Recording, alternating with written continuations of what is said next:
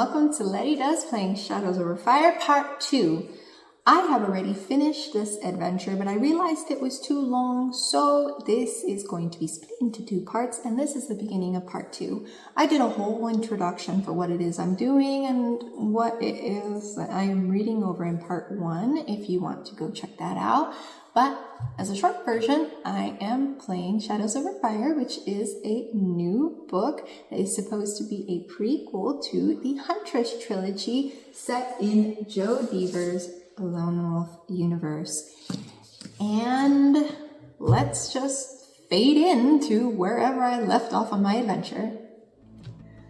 Okay, so it is kind of difficult to go back to the previous section on the website. So I just started from the beginning and I followed everything I've done up to this point. So I am now back on section 32 and we are going to continue from there. I'm going to not be rude, I'm going to stop staring at this person and I'm going to step away from the hole, turning to page 47. Alright, you're going to go, Okay, we're going to do 32 and we're going to go step away. And now we are section 47. I'm going to sharpen my pencil a little bit here on this corner. I want more of an edge.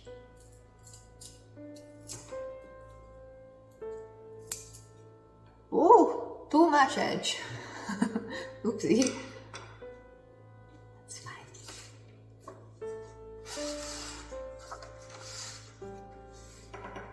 Oh, no, I don't know why I did that. I'm sorry.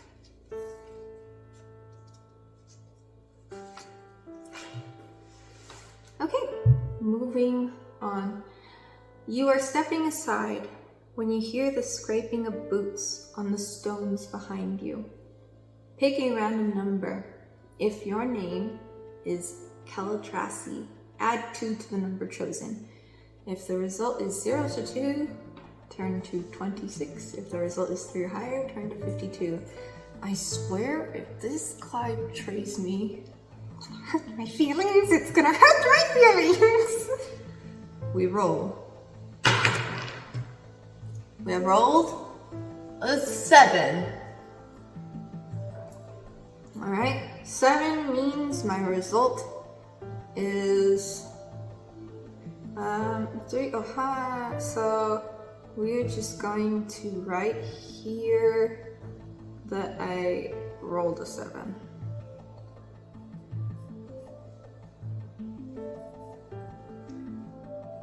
And then we are going to go to 52.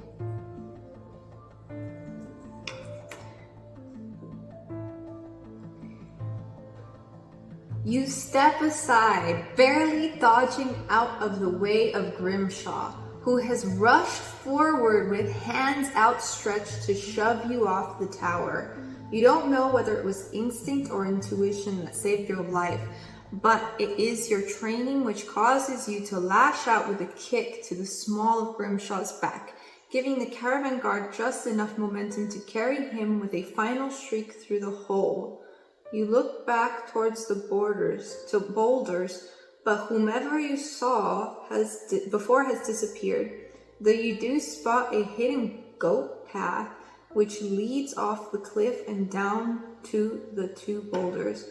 When you descend the tower, you pause at Grimshaw's corpse. Searching him, you find a writ of hire, promising the merchant 30 crowns for the job of protecting Mirka's wagons on their trip through Desai, with a bonus if the sales were good. It is a generous offer, but does not account for the purse you also find, a belt pouch full to bursting with gold crowns, nor does it explain the note written in a shaky hand in ink that has blurred and run. Leave them alive at the appointed place. Meet us at the ruins for the second part of your reward. Clearly, Grimshaw found a new employer, one who paid him to betray Mirka and his family. You also find a little bag of Chicono nuts, a nut that grows in the Stornlands to the northwest of Desai. They are prized among merchants and caravan guards for their stimulating ability. Add them to your action card. You can eat them at the start of combat to allow you to re-pick a random number once during that combat and use either to determine combat results. Erase them after one use. Okay.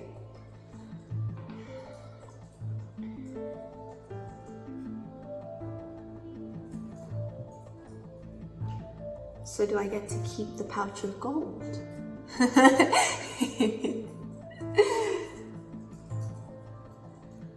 The coin you leave alone.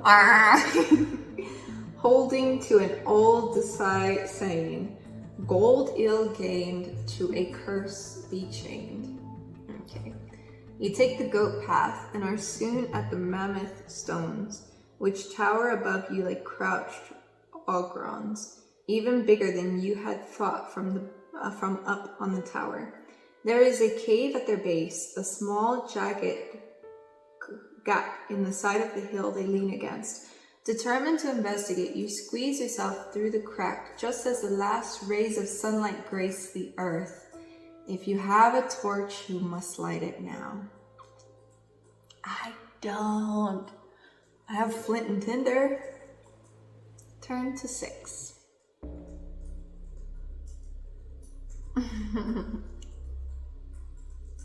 An uneven tunnel stretches before you. That's fine. Carved out of hard dirt and supported by thick wooden beams, making you feel like you are in a mine. The ground is rocky and broken, and you would have no hope of traversing it in the dark.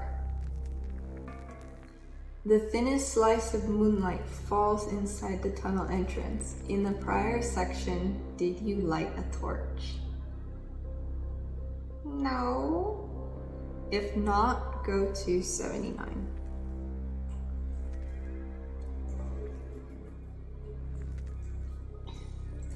Ahead, out of the tunnel, comes a low grinding, like stone, cracking, or the growl of a terrible beast that has nursed its hunger for an aeon. You pause, steeling yourself to blindly traverse the blackness ahead. Then you see, by the thin light afforded you, an ancient torch hanging in a scones along one wall. You grab it, though your hopes it will light are slim.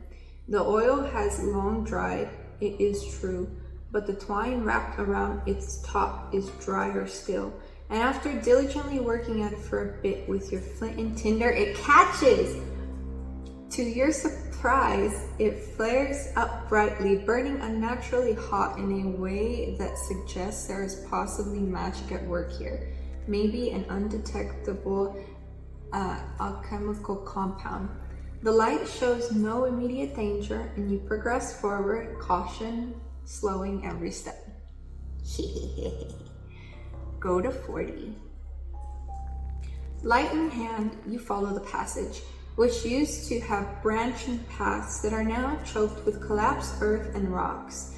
The deeper you go and the more of these cave-ins you walk past, the more claustrophobic you become, until you are yearning for a breath of fresh air or a sight of the night sky. Abrupt, the tunnel bends at a right angle, and past this is a 15-foot pit, about the limit of your jumping ability. From deep within the pit comes a sudden flash of green light, which travels up the wall like a wave. Before it disappears, you see skulls, hundreds of them lining the walls. Most appear to have belonged to animals of some kind, though you spot at least one grinning human visage among them. Voices drift up out of this unexpected well, just the barest whispers, Past the pit, the tunnel goes on, and the ground becomes noticeably smoother.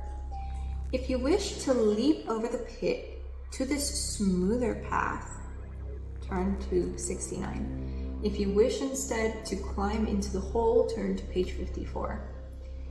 So I can leap across, or I can go down. Let me see real quick. Okay, so I'm at the front of this hole to either go down or across. A green light comes up. Before it disappears, you see, okay, there's a 15-foot pit about the limit of your jumping ability. From within the pit comes a sudden green flash that travels up the walls like a wave before you disappear. I'm wondering where the skulls are. Are they saying that there's skulls along the walls of the pit at the bottom? Or when the light came up from the bottom of the pit, are there skulls lining the hallway thing in front of me? I don't understand. Voices dripped up out of this unexpected well, just the barest of whispers. They drift up past the pit. The tunnel goes on and the ground becomes noticeably smoother. So, I mean, I could just jump across, but I'm here on an investigation mission, right? So I should just go down, right?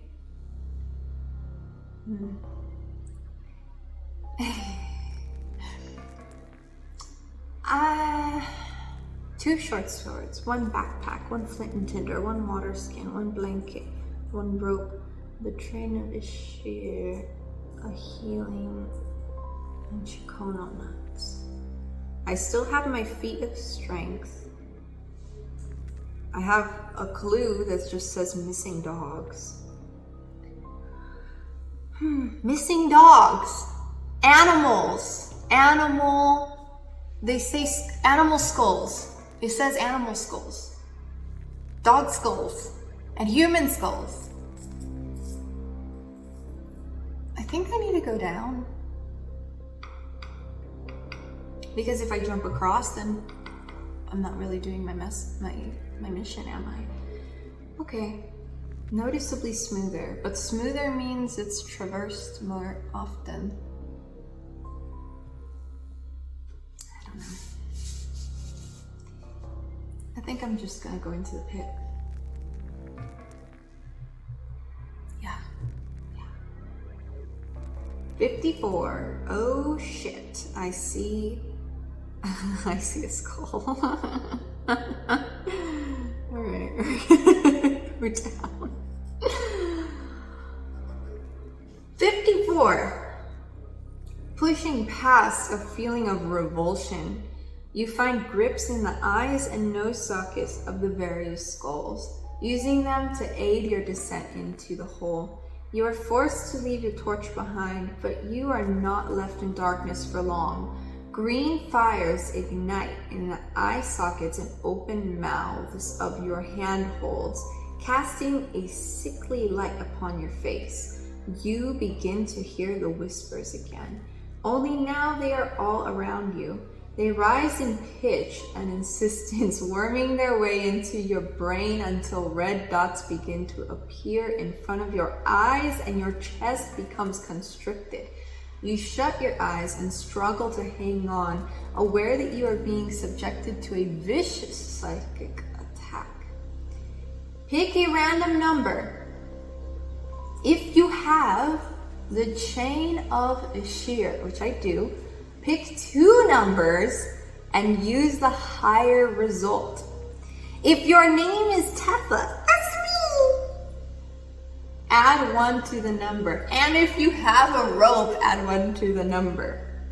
Yes, that's me. That's me a lot. Okay, let's see.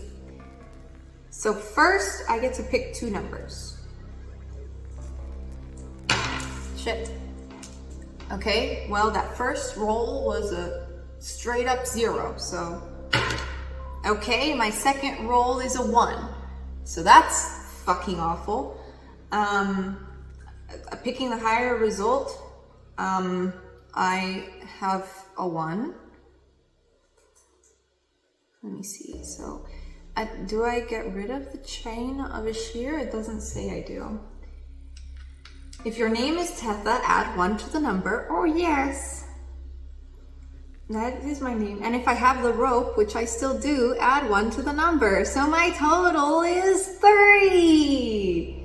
Shit. I love how it gave me all these opportunities to add to that so that it wouldn't be a shitty score. Well, it's not a 0, so I don't die. I lose 4 endurance. Yee!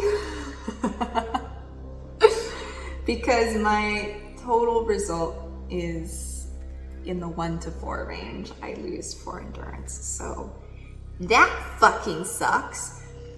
I now have 15. How am I gonna do this? I don't know. I'm bleeding endurance. Oh my gosh. This is so bad. If you are still alive after this, then you realize the voices have all gone silent. You are in another tunnel with the hole open above you, though you do not recall when your climb ended. No skulls line the walls here. Instead, a red glow comes out from beyond the bend and splintered wood of an old door just ahead of you. You grip the wide iron ring handle and pull it open. Turn to 35.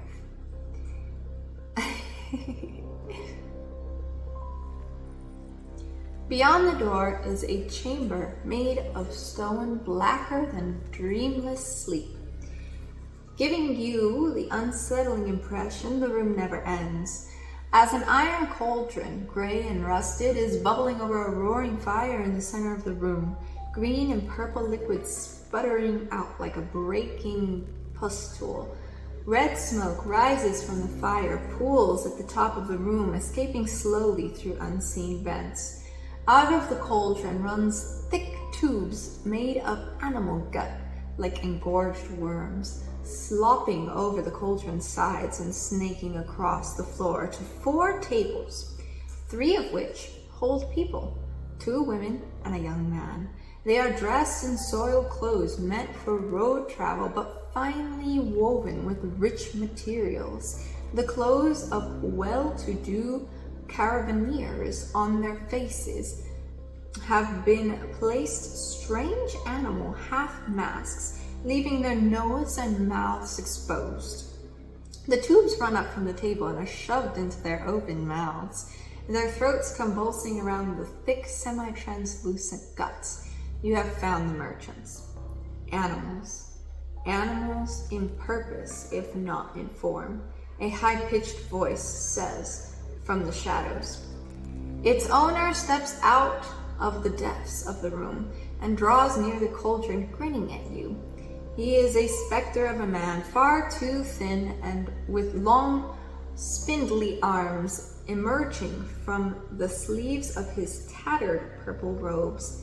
He is bald as a baby without even eyebrows to arc over his wide, bulbous eyes. His thin lips crease into a greasy smile that doesn't move a single other muscle on his face. Your timing could not have been more perfect, a second voice says, this one wet and lispy. Another man emerges to stand next to the first, his face made red and demonic by the fire, but otherwise so similar in appearance to the other that they have to be twins. He licks his glistening lips with a thick tongue. We lost one recently, so as you can see, we have a vacancy for you. Yes, the other agrees. We've been a little sloppy. These animals have been exposed to a horrible infection, I'm afraid. No telling what's been let free in this world now that one has escaped. He makes a mockery of a frown and then busts into a fit of giggles. We will rectify our mistakes, the other twin lisps, raising a hand to his heart solemnly, the fingers resting like those of a skeleton. And that's why you're going to have to stay here with us in quarantine until we can fix you. In response, you ready your weapon and the twins gasp, not with fear, but with delight. The one who just spoke raises his thin hand and points. Brother, look at her mark. She is of the Order, one of the Flame. They do still exist. The Kuni smile upon us, the other says, voice quivering with excitement. Our old enemy still lives for us to torment. We shall have our revenge. Like embers sprung from a fire-heated pit, the stories of the high priests of the Cyrenes who decimated your order 2 centuries ago leap into your mind. You now confront these 2 same priests, every instinct and intuition telling you this is so. But you are given no time to come to terms with this overwhelming revelation. Children, seize her. The twins command.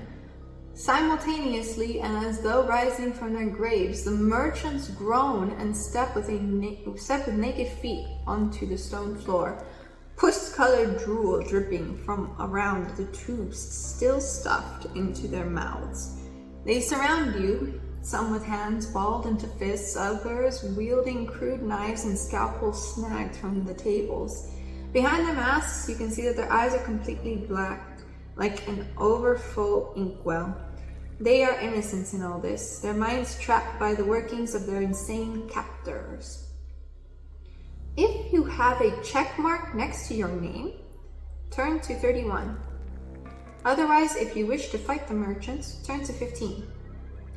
Or, if you want to try and knock over the huge cauldron and disrupt the spell, turn to 45. A check mark next to my name. What does that mean?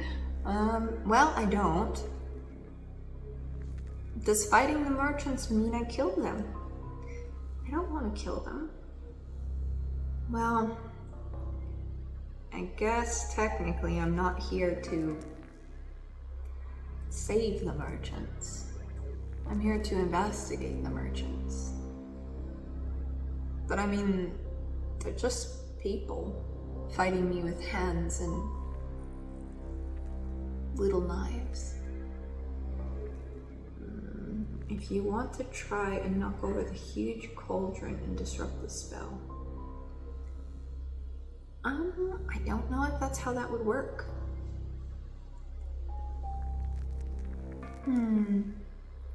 15 EP.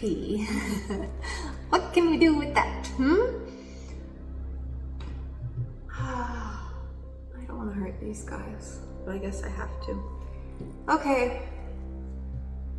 We are going to fight the merchants, I guess. Yeah, turn to page 15. Okay, we are going to write fight. And then 15. Okay. You have never held much hope of finding the kidnapped merchants alive. Hey, I did. Now, as they close in on you from all sides, the animal masks crooked on their mindless faces, tubes trailing from their mouths like extra organs, you try to think of them as already beyond saving. These are prisoners whose only relief will come from death. Or so you tell yourself as you raise your weapon. You are in combat. If you are wielding a short bow, then you can erase as many arrows as you have available at the beginning of combat. For each one you erase, I don't have one. Then proceed with combat as normal. I don't have one. I have 2 short swords. The endurance for the infected is 23. Okay, hold on. There's another section. If you are wielding 2 short swords, not just one, then repick all results of 1. Then repick all results of 1. What the hell does that mean? Then repick.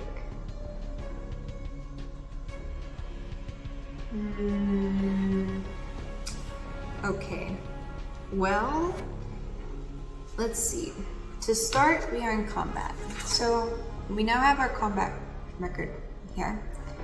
We are going to write what section this is. This is section 15. We do not have a combat ratio. One moment.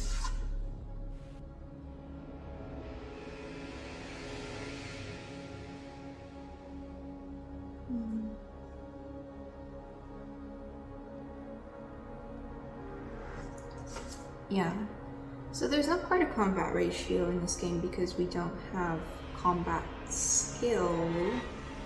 So I am just going to write my roles in this section instead. Endurance points, this is mine. I am starting off with a measly 15. Oh no. The enemy is going to be the infected.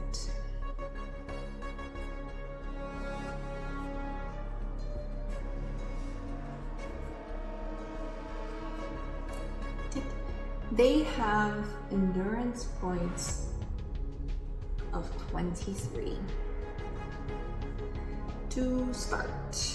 So now we are going to do the fights. We are going to do the rolls. Alright. First roll. Shit. Sorry. The first roll I have is a 5.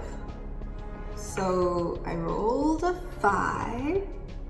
And that means I lose 3 endurance.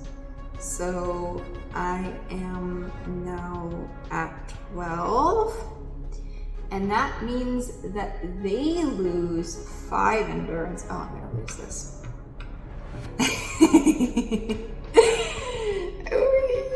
Okay, so they're at 18.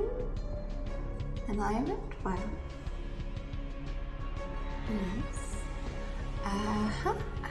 Okay, next. Okay, I rolled an 8. That's good. And if I rolled an 8, that means come on, that's a high number. I lose 3 endurance still. So now I'm at 9. And they lose 8. So they have 10.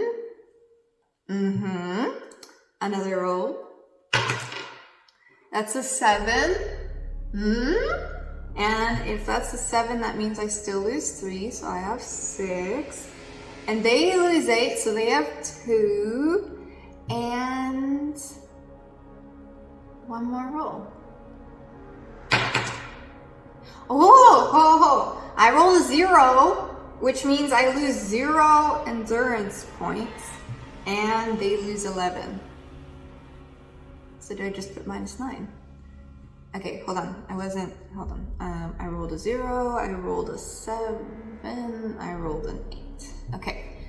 Haha! I win! Wait, no, I rolled 0. I still have 6. I have 6 endurance points. I lose 0. There we go. All right. Yes. I win now. Excellent. Good. If you defeat the infected, turn to 82. I'm sorry, people. I guess I killed you. I was kind of hoping that this would be like I just knocked you out, but I guess not. I need to put my new endurance points here. I only have 6 left. Wait. Am I allowed to use my thing now?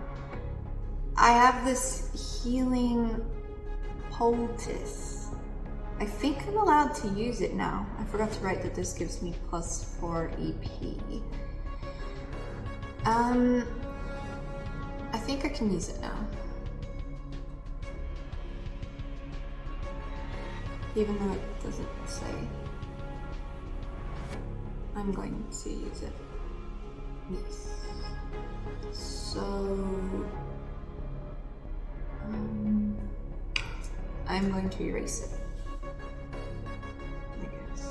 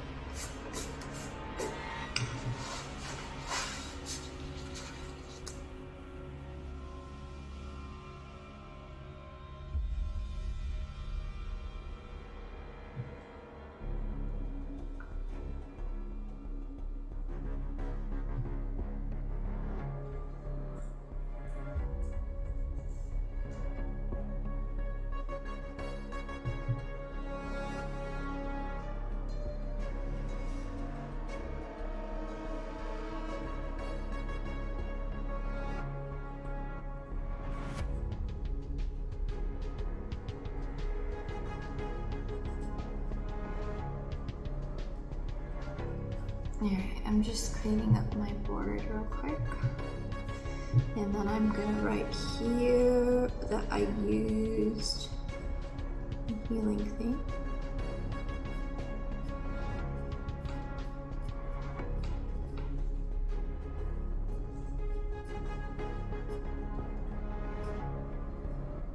Alright, and then I am going to add that here. I am at 10. 10 EP, down from my original 23. Yay! We've killed everyone. Moving on.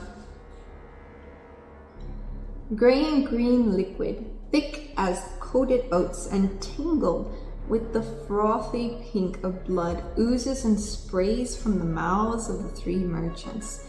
The tubes have been wrenched free by your combat. They twitch, and then, with sighs of something like relief, they are still. Through the red smoke, vials are thrown, breaking around you and releasing noxious gases. The twins emerge, their legs lost in the smog, so that they seem hideous phantoms floating towards you on a wave of malice and hatred. Exhausted from your battle against the merchants, sickened by their poisons, you know you must retreat. Well, fuck. Section 24. Whether you take a wrong turn, or this is some evil trick of this cursed lair, you do not end up back where you thought you would, and soon are lost in an underground labyrinth with the sound of pursuit echoing all around you. Turning a corner, you stumble upon a cavernous underground temple, carved entirely out of red stone, shot through with veins of black. A circle of colossal pillars run through the perimeter of the sanctum, each one showing a depiction of a monstrous humanoid, faces stretched in paroxysms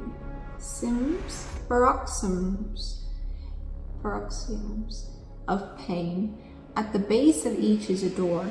In the middle of the circle stands the most grotesque of all the statues. This one of the 2 twin monsters, each squat with bulbous torsos and talon-like feet. Their flat heads are studded with polyps and ulcers, and their indented eye slits radiate an evil yellow light. As you stare, caught between fascination and disgust at this monument to evil, Two cracked voices reverberate through the cabin. Ye who have come to our place of worship, know that only those worthy of our intellect may leave. Answer our riddle, and we shall grant ye passage. Upon Can's death, the worm of Naros, all of our 33 servants were gathered in a circle for a feast. Each was either a truth teller who always tells the truth, or a liar who always tells lies. All of the servants said the same thing. The next 10 servants, to my right, are all liars. How many truth tellers were there in attendance?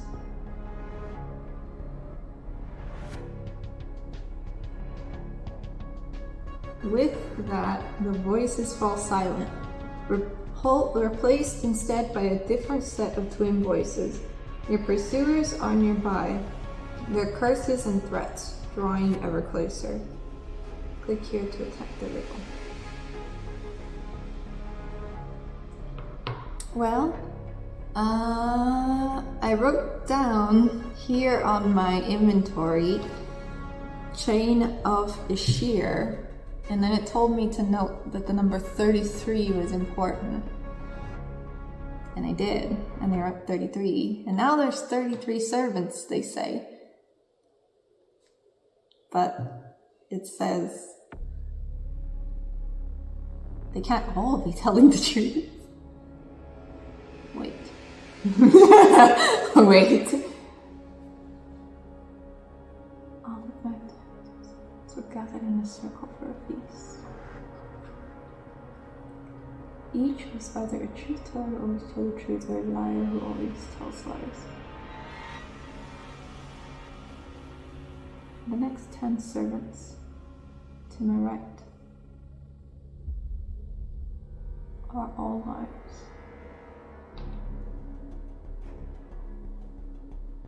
Oh no, I'm not thinking, but I need to think. Because, okay, I hope it still says the riddle on the next page. Okay, thank you. No!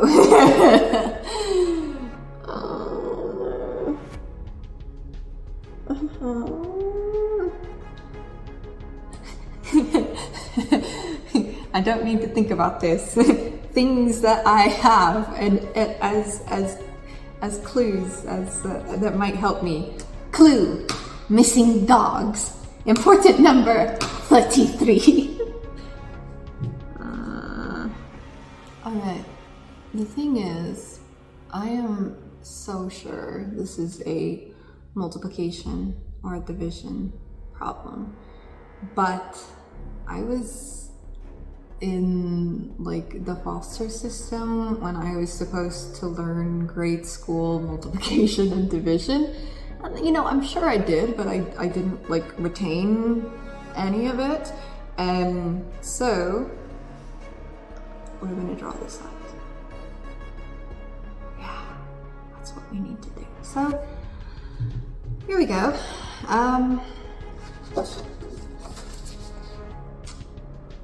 Okay, so we're gonna have a circle, okay? And it's gonna be, and you're all sitting in a circle, yes, and there's going to be 33 people.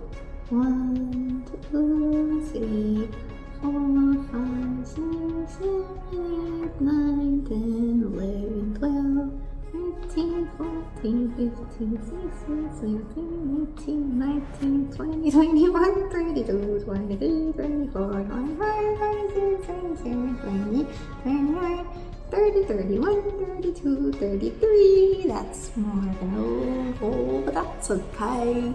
Okay, the next 10 servants are on my right, are all liars. Okay, so let's say this guy. Let's focus on this guy. He says 1, 2, 3, 4, 5, 6, 7, 8, 9, 10. He says these fuckers are liars. Alright. Let's assume at least this guy's telling the truth. The base guy. One guy is telling the truth. So we will darken this. He's telling the truth. He says the next 10 guys are liars. So that means if we assume this guy's telling the truth, then that means that he didn't say anything about the 11th guy. Right? The 11th guy is not a liar. Because otherwise this guy who's telling the truth will say the next 11 guys are liars.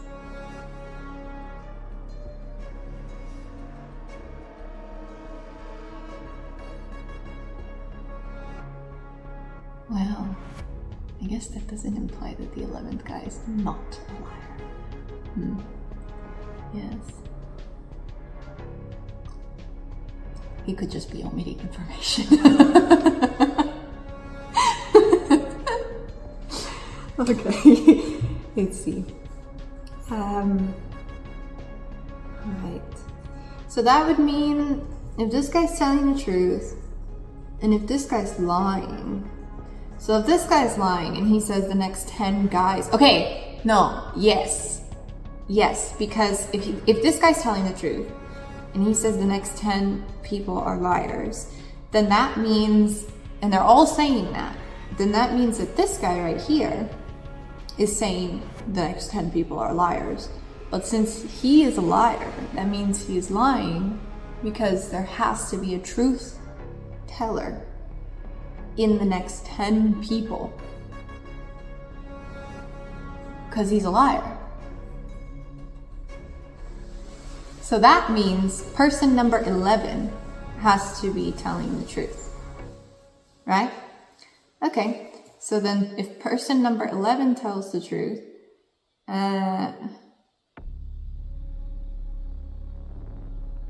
then that means that these guys are all liars. 1, 2, 3, 4, 5, 6, 7, 8, 9, 10.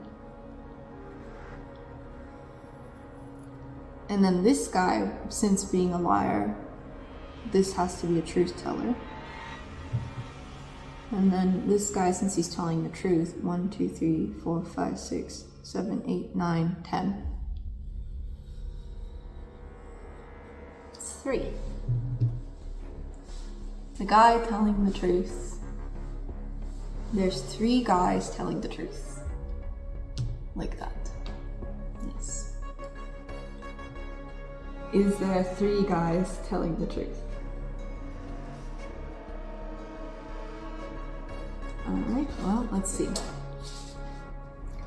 As soon as you speak the answer out aloud, a door at the base of one of the monstrous pillars clicks and swings open. You hesitate, staring up at the 3-armed statue looming over the door. The illusion that its skin is actively slouching off is so strong that you cringe in anticipation of being covered in putrid sheets, and your body balks at taking a step under the shadow of this terrible being. Then dual screams split the chamber, and you know the twins are about to enter. The threat of them outweighs the horror of the statue, and energy rushes back into your limbs. You shoulder the door open and sprint through. As it closes, the screams and curses of the twins echo in the halls behind you. "We will find you and your brethren," they shout in unison. "We are coming to quell the flames of your fire." I don't understand. Wouldn't they know the answer to this riddle too? Why are they not just coming after me? This is where they've been the whole time, no? What? Why are they not giving chase? Alright, well, we're turning to section 60. Darkness is all around you now. The only sound, the slapping of your boots on the stone and the panting of your labored breath. A door looms up suddenly and unexpected around a dark, twisting turn, and you have no time to slow your momentum. Thankfully, it is old and rotten as you crash through it, breaking into a long tunnel draped with vines. Beyond them, you can smell fresh air and see the glint of dawn. You keep running and finally emerge into the open air.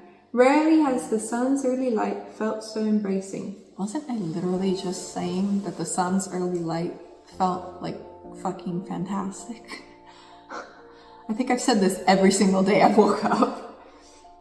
But you stop only to take one deep breath and then you are running again, heading southeast for Dolbo. For over an hour you run, slowing at times but never stopping, until the Lold Mounds are far behind you and you are once again surrounded by the lively animal noises of the Kantara jungle. Even then you push yourself until you no longer can, finally collapsing on tall grass in the middle of a clearing. Here you lose your senses for a time, pulled into a deep, dreamless sleep born of exhaustion. A soft nuzzling at your ear awakens you. You come awake with a start, leaping to your feet in a panic and badly startling the deer that accidentally mistook your ear for a bit of grass. It gives a panicked honk and leaps away, darting back into the jungle. You stare at it numbly, trying to reconcile this comical yet graceful sight with the horrors you have faced. Then a sharp pain rips through your right leg. Do you have the clue missing dogs written on your action card? I do. Do you have the signet ring? I do not. Okay. I have the clue missing dogs. So we will need to, oh wait, this is,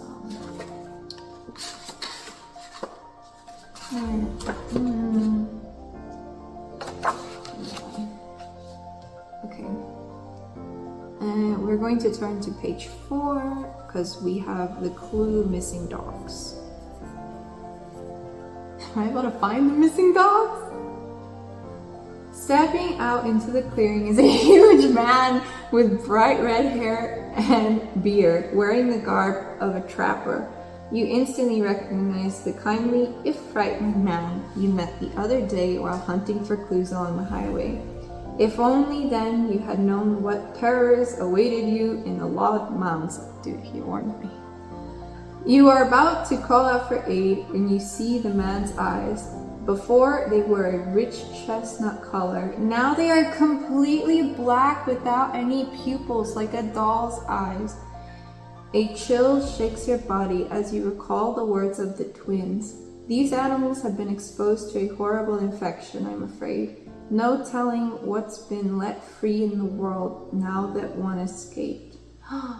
Your former acquaintance lifts his hands, fitting an arrow to a massive long bow, an arrow that matches the one he just fired into the meat of your leg. With a cry of pain, you force yourself to your feet and continue running, every step feeling as though it's tearing not only your leg, but also your sanity apart. No! Stop! Hey, section 80. I shall know no pain but the pain of the flame, you gasp, trying to burn away your pain with words. Yet there is little need to summon fire. It is already here. Fever is settling in over you, brought on by shock. You could not say for how long you run. When the trees end at last, you see the stony byway. You are so muddled that at first you think you have found a river, and you fall down the embankment gratefully, hoping to douse yourself in its chill. But only the bite of stones greets you, bloodying your chin where you strike them. There you lay, feeling the road warm underneath you with the heat of the sun. Despite the pounding of your heart and the pain in your leg, the day is peaceful. You can distinctly hear the song of different birds making harmony with each other. Then the music is broken by the clattering of approaching wheels. It draws you back to your senses as you raise your head and see a carriage drawing close. At first you think it's an illusion, for it appears to be a Duraba, one of the trading wagons of the Vasagronian people, essentially a small decorated home on wheels. It is a strange sight to see on the highway when the borders with that desert country are closed by war, but it continues to come closer, and you now can see the driver, his sun-kissed skin and fine desert features, and hear him singing loud enough to drown out the birds. Though my ship was lost with all her crew, and I cursed by fate and fortune too, I set my hands to build another and hunt the man who betrayed my mother. The simple song brings tears to your eyes, not because it is well-versed or well-sung, but because it is a sign of normal, happy people going about their lives without knowledge of the things that crawl in the dark places just under their noses. Nessa was right. There is a shadow over the fire, and if it goes out, all pleasant things may die with it. The fever is coming on again. Your thoughts are becoming confused. You push yourself to your feet, cry out against the pain, and then, in the next breath, call out for the Duraba to halt. You limp for the wagon and its shocked driver, trying to keep your story straight in your head, but all that comes out, borne on a wave of fear, are the same words over and over. Nessa must be told, the twins have returned, the order must be told. The man leans back and knocks on the roof of the cabin to whomever is inside to better come take a look at this. The door to the carriage opens and someone steps out. Okay, and then I have hit a section that says, what happens next? This is where we leave Keladrasi, at the edge of death, on the road to Dalbo, her lips still carrying the message. Did she deliver the warning? Were your efforts in vain? This is not the end of the story. Shadow Over Fire has been a prelude to a new adventure featuring a fascinating new character in the world of Magnemon. Criminals spit her name like a curse. Veterans speak it before battle to bring them luck. Couriers are told of secret places they can leave a list of their rivals, and if they are deemed worthy, she will come for their enemies in the night. Old sages whisper, to find that which is lost, you need only seek the huntress. Step into the boots of the mercenary known as the Huntress as she searches for the truth of her past, a past she has forgotten, and one which connects to the events and characters of this story. Adventure in never-before-explored Magnemon locations, starting with the magical city of Tauren and going as far as the Desai Trench. Pick your abilities from 12 new hunting arts, including thieving arts, alchemy, and the ability to use a Boris hand cannon. Experience an adventure where your choices matter, determining the outcome of a story with multiple endings and many secrets to uncover. Click here to begin your new adventure in the book 1 of the Huntress trilogy entitled Marked for Death. Okie dokie. So, that is going to be the end of this. Okay, so this is my complete action card with my final EP as 10, my final inventory. I never used my Feat of Strength ability, and I have no clue how useful the missing dogs clue was. Here is my final combat record, and here is all these sections that I went through and what I did through them. I died once, which is not bad. So with that completes the prologue, Shadows Over Fire. The next book is going to be the first of the Huntress book. I have been told that this leads directly into that one. And I think I will be getting the Huntress trilogy. Let me know if you would be interested in seeing me play through that. And if you don't, or I mean, even if you do, I wanted to apologize because I know this might have been a bit difficult to listen to. I know that I am not the strongest reader, and I've been working really hard to get rid of my verbal tics and work on my enunciation and also my pronunciation. I mean, Dalabo, Dalaboo, I don't know. So I just wanted to say, I'm sorry, Mr. Stark, and I'm sorry to everyone at Magnamund. And it's not even like I haven't seen these words before. I've seen the map of Magnamund. It's just usually when I read it, I'm alone and I just don't read it out loud and I just see the word and I just hear, and then for the rest of the story, I just recognize the shape and I don't really put much thought into that. So any long-term Lone Wolf fans, just feel free to correct me in the comments. But that is all I got for you for now. So get out there, do all the stuff, and I'll see you next time. Bye!